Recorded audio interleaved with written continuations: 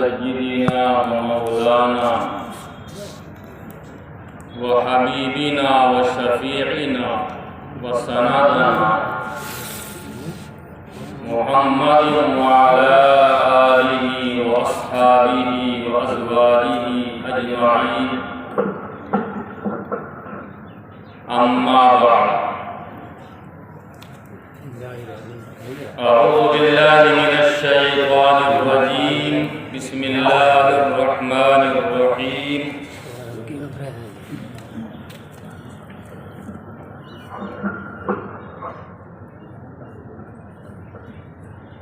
वत्तक़ू यौमन तुरजऊन फ़ीहि इलल्लाह सुम्मा तुवफ़्फ़ा कुल्लु नफ़्सिन मा अमिलत व हुम ला युज़लमून। सदक़ल्लाहुल अज़ीम।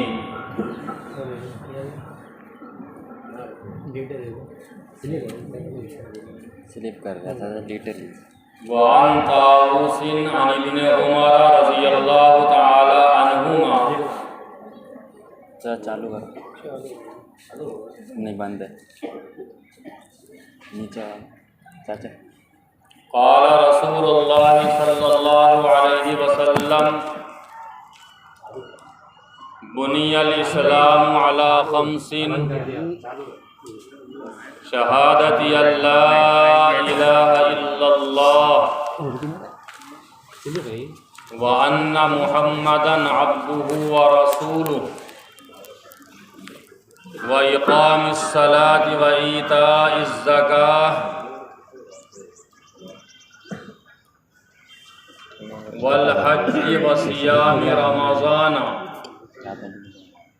औ कमा क़ाल अलैहिस्सलातु वस्सलाम।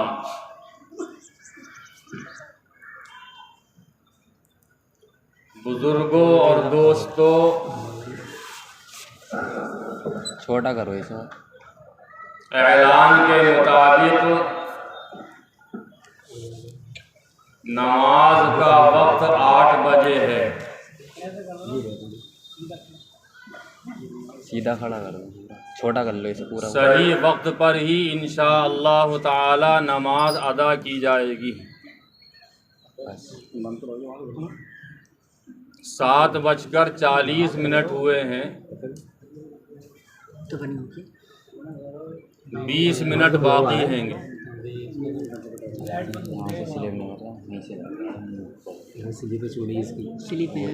टीवी पड़ी हुई है।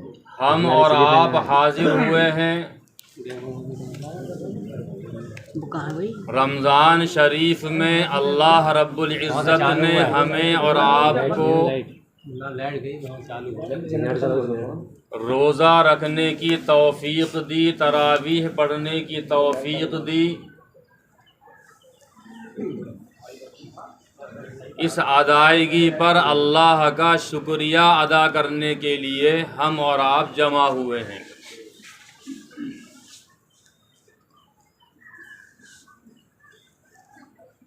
बीस मिनट में सब काम होने हैं,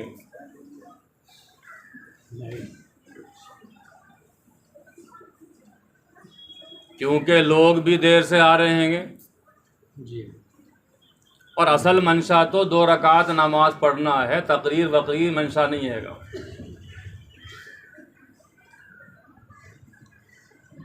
2 रकात नमाज असल है जो वक्त पर होना चाहिए।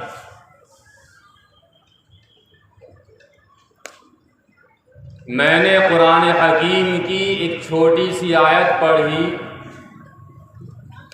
जिसमें अल्लाह ताला ने फरमाया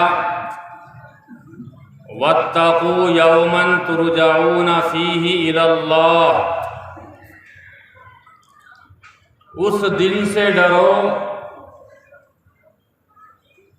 जिस दिन तुम सबको अल्लाह के सामने हाजिर होना है।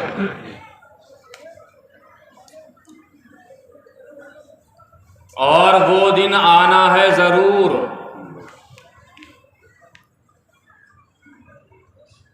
हमारा और आपका ईमान है कि अल्लाह के हुजूर हाजिर होना पेश होना हैगा, खुदा की अदालत में जवाबदही करनी हैगी। यानी पूरी जिंदगी के कामों का जवाब देना है अल्लाह के हुजूर, ये जवाबदही का मतलब है।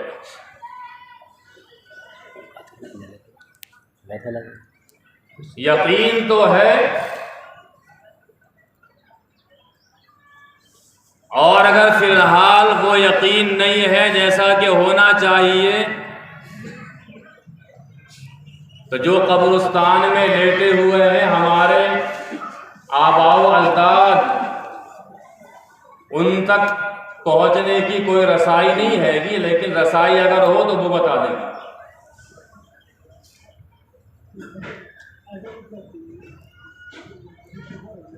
जो नीचे पहुंच गया कब्र में, ऊपर का सारा छोड़ गया, सब छोड़ गया। एक पैसा, एक रुपया भी उसके साथ चला जाए, ये कोई बर्दाश्त नहीं करेगा। अब्बा जी के इंतकाल के बाद सबसे पहले जेबें ही खंगाली जाती हैं कि एक रुपया भी बाप ले ना जाए कब्रिस्तान में।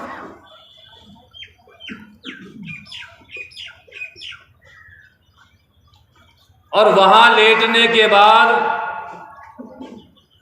हर इंसान को खुद ही भुगतना है, खुद ही भुगतना है। अच्छा सलूक होगा या बुरा सलूक होगा, फरिश्ते इस्तक़बाल करेंगे या फरिश्ते लोहे का हंटर पेलेंगे, ये तो भाई नीचे मालूम होगा क्या क्या हो रहा कब्र के अंदर। हमें और आपको पता ही नहीं क्या क्या हो रहा, नहीं मालूम कितने पिट रहे हैं सालों से, कितने सालों से पिट रहे हैं। अगर रसाई हो तो मालूम कर लो। और कितने हैं जिनकी बाकायदा मेजबानी हो रही है जन्नत की नेमतों से। ऐसे नहीं है,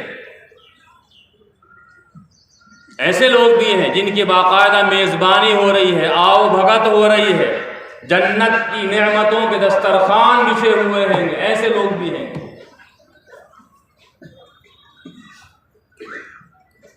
या अय्यतुहन नफ्सुल मुतमइन्ना इरजिई इला रब्बिकी राज़ियतम मर्ज़िय्या फदखुली फी इबादी वदखुली जन्नती। ये कहा जाता है अच्छी रूहों से, ए वो रूह जो मुतमइन है, कोई घबराहट नहीं, कोई बेचैनी नहीं, कोई डर नहीं, कोई खौफ नहीं। इरजिई इला रब्बिक, अपने रब के पास चल, नेक रूह से कहा जाता है। और राज़ियतम मर्ज़िय्या, इस हाल में चल कि तू भी खुश और तुझसे अल्लाह भी खुश। फदखुली फी इबादी, और मेरे खास बंदों में आ जा और मेरी जन्नत में दाखिल हो जा, वहां की नेमतों से माला माल। ऐसी रूहें भी हैं। और ऐसी रूहें भी हैं,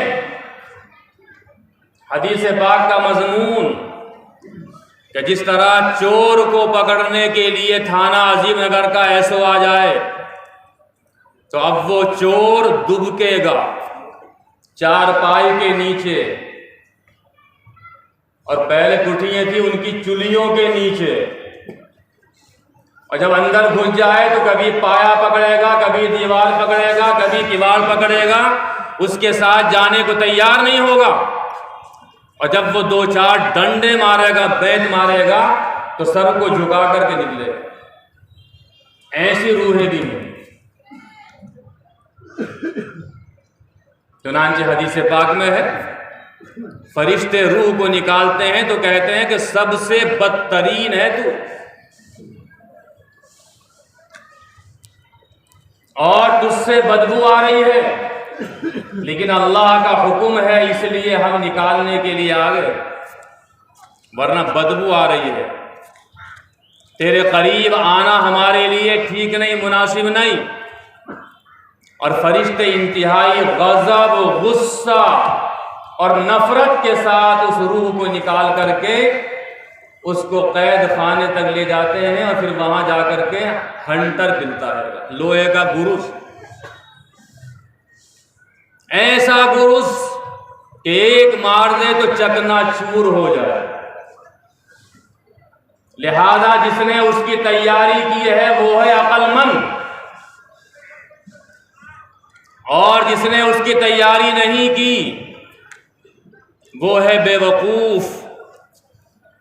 अगर सारी काविश, सारी कोशिश, सारी मेहनत, सारी जद्दोजहद सिर्फ दुनिया के लिए, सिर्फ औलाद के लिए, सिर्फ बीवी और बच्चों के लिए, इनकी खातिर सब कुछ कर रहा है, नमाज भी छोड़ रहा है, रोजे भी छोड़ रहा है, अल्लाह की नाफरमानी कर रहा है कि बच्चों का भला हो जाए, तो ये बच्चा तो कब्र में जाकर के आराम पहुंचाने वाला नहीं है, सारा सिलसिला खत्म। वो बेवकूफ इंसान है जो औलाद की खातिर अपनी आखिरत को बर्बाद करे। वो बाप भी बेवकूफ है। अरे बहुत सी औलाद दुनिया में साथ नहीं दे रही है तो मरने के बाद क्या साथ देगी, यही फैसला कर लो। जिस बाप ने कोठी बनाई, बिल्डिंग बनाई और अपने आप को बिल्कुल चकनाचूर कर लिया औलाद की खातिर, क्या औलाद औलाद औलाद औलाद का भला हो जाए, औलाद का भला हो जाए, और जब बुढ़ापा आ गया तो उसकी चारपाई दरवाजे के पास, गेट के पास डाल दी कि अब्बा जी अंदर जरा मत आया करो, कम घुसा करो अंदर। ये दुनिया में हाल है बाद औलाद का। तो दुनिया में जब ये सुलूक है बादों का अपनी औलाद का बाप के साथ, तो जहां दूसरी सरहद है, दूसरा मुल्क है, दूसरी सल्तनत है, जहां सिर्फ फरिश्ते हिसाब व किताब लेने वाले, वहां किसी के रसाई नहीं,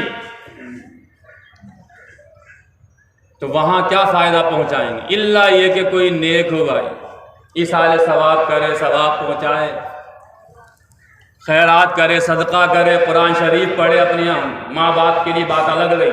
ऐसे हजारों में चंद ही होते हैं, चंद ही होते हैं। ऐसी औलाद के लिए कोशिश करना चाहिए ताकि बाद में कारामद हो, काम दे बाद।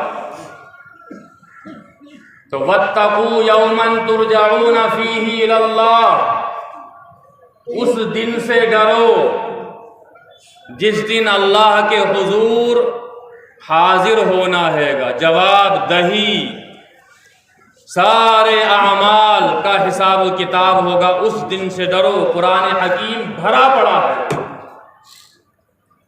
बहुत बड़ा ज़ख़ीरा हादीस का इस पर मुश्तमिल है। अल्लाह के रसूल अलैहिस्सलातु वस्सलाम सब कुछ बतला करके और समझा करके चले गए हैं कि कल की फिक्र करो, क्योंकि ये दुनिया बहुत छोटी है, कल वाली दुनिया बहुत बड़ी है, बहुत बड़ी है।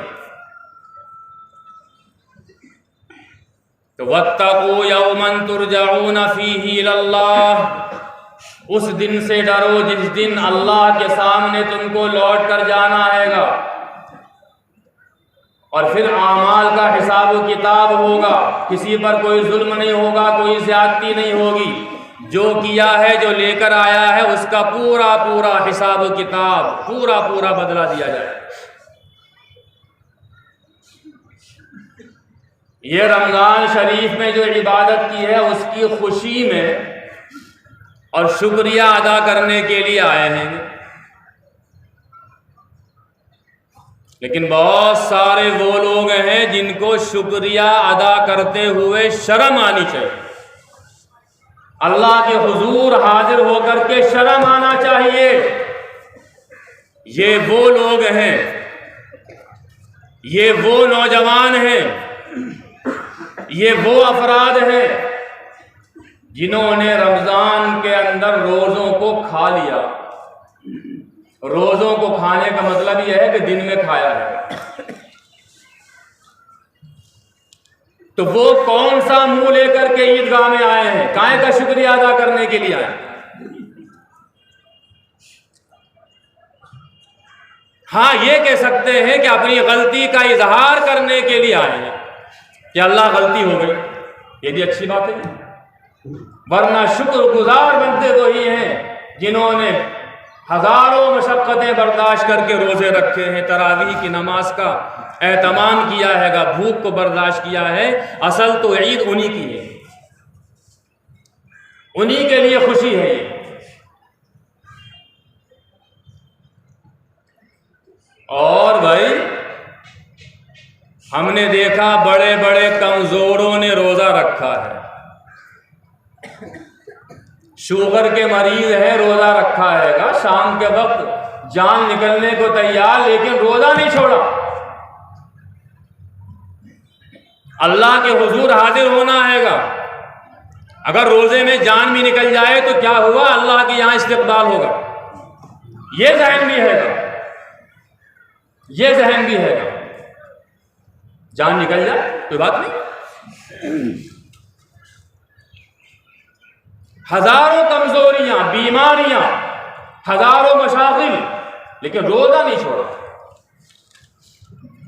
और भाई ऐसे भी हैं कि बड़ा मुसंडा हैगा, बड़ा मुसंडा, तो माशाअल्लाह ताकत है, कुव्वत है,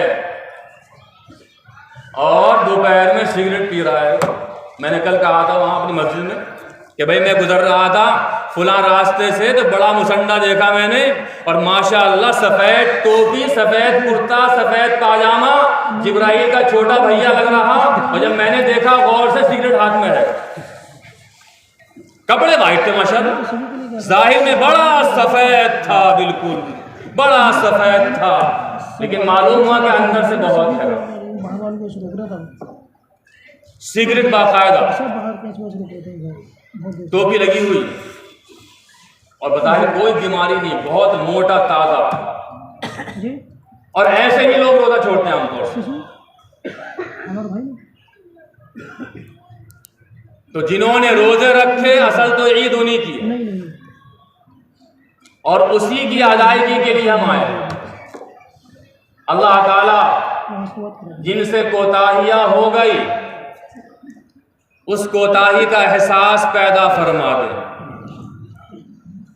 लेकिन रोजा छोड़ दिया है तो कज़ा तो बहरहाल है ही, लेकिन कज़ा से वो बरकतें हासिल नहीं होंगी जो बरकतें रमजान की होती हैं। आका अलैहिस्सलाम ने फरमाया कि अगर पूरी जिंदगी भी रोजा रखेगा एक रोजे की तलाफी के लिए, तो रमजान वाली बरकतें नहीं आएंगी। भैया टाइम तो हो गया, 7:55 हो गया। हाँ, मैंने एक हदीस पाक पढ़ी है, उसका तर्जुमा करके बात खत्म कर रहा हूँ। हजरत अब्दुल्ला बिन उमर रजी अल्लाह ताला अन्हु फरमाते हैं कि इस्लाम की बुनियाद 5 चीज़ों पर है। नंबर 1, शहादती अल्लाह इलाहा इल्लल्लाह, इस बात की गवाही देना कि एक ही खुदा है, इसी पर जान देनी। व अन्ना मुहम्मदन अब्दुहु व रसूलुहु, और हजरत मोहम्मद सल्लल्लाहु अलैहि वसल्लम अल्लाह के रसूल हैं। इसी पर जीना है, इसी पर मरना है। और आज हिंदुस्तान के जैसे हालात हैं, उन हालात के पेश नजर इस जज्बे को और मजबूत करना है, दिल के अंदर बिठाना है, बसाना है कि चाहे जान चली जाए लेकिन ईमान से सौदा नहीं करना है, ईमान पर जान देनी है। अगर ईमान पर जान गई, मुसीबत के साथ, परेशानी के साथ, गोली लगने के बाद भी, तो बाद मरने के आसानियां ही आसानियां हैं, राहतें राहतें हैं, खुशियां ही खुशियां हैं।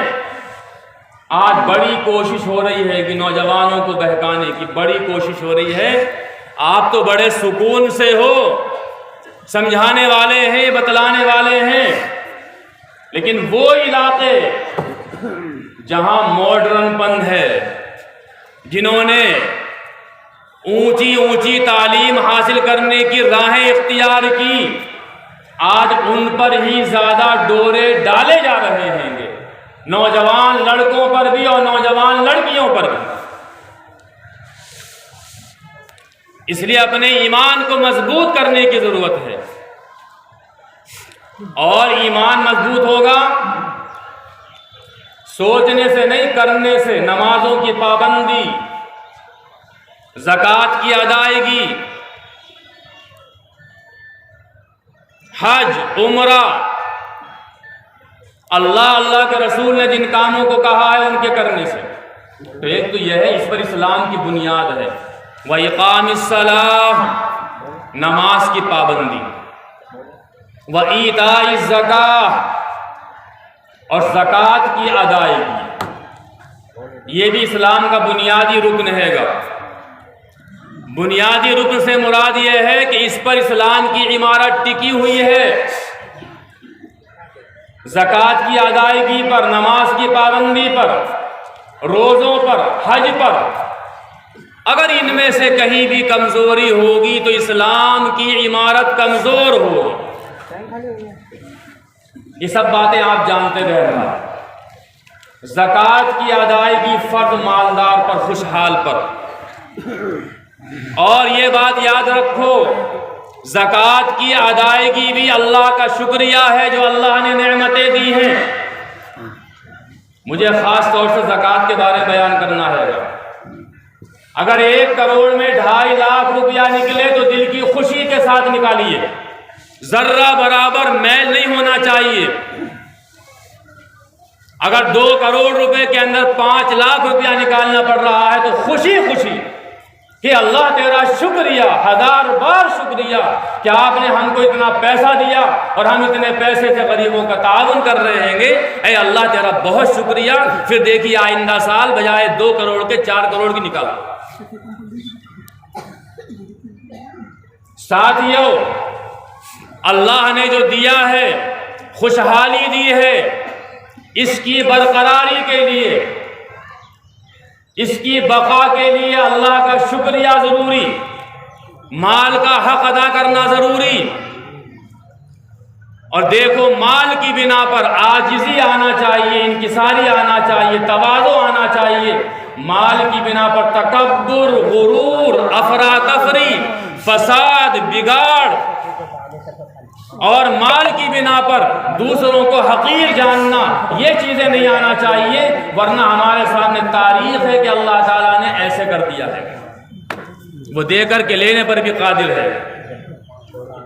इसलिए अपने मालों की पूरी पूरी ज़कात दें। लेकिन ज़कात जहां दी जाती है वहीं दें। फर्ज है, यह आपकी जिम्मेदारी हैगी। जो ज़कात का मुस्तहिक है, चाहे फर्द हो, चाहे इदारा हो, चाहे मदरसा हो, खूब देख करके ज़कात दीजिए। फर्ज है, और खुद जा करके दीजिए।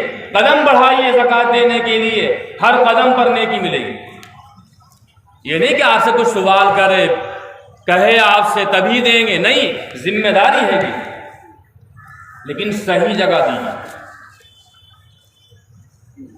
और आपने सही जगह नहीं दी, बस जो आया दे दी, जो आया दे दी, जो आया दे दी, जो मदरसे वाला आया दे दी, चाहे मदरसा है नहीं है दे दी। हमने दे दी भाई, दे ठीक है, लेकिन वहां नहीं पहुंचेगी। कहां? वहां नहीं पहुंचेगी।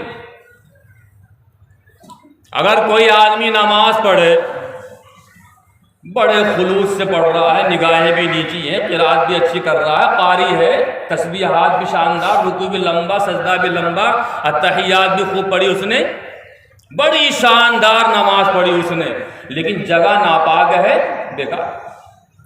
ये सारा खुलूस गया, सब बेकार गया। आपने ज़कात दी बड़े खुलूस से, लिल्लाहियत के साथ कि अल्लाह तो राज़ी हो जा, लेकिन जिसको दिया वो मुस्तहिक़ ही नहीं है, बेकार। जैसे नमाज नहीं होगी नापाक जगह पर, ऐसी आपने बेजा ऐसी जगह जहां देने की नहीं है आपने दे दी, ज़कात अदा नहीं। इसलिए जिम्मेदारी है अपने फर्ज को अदा करने की।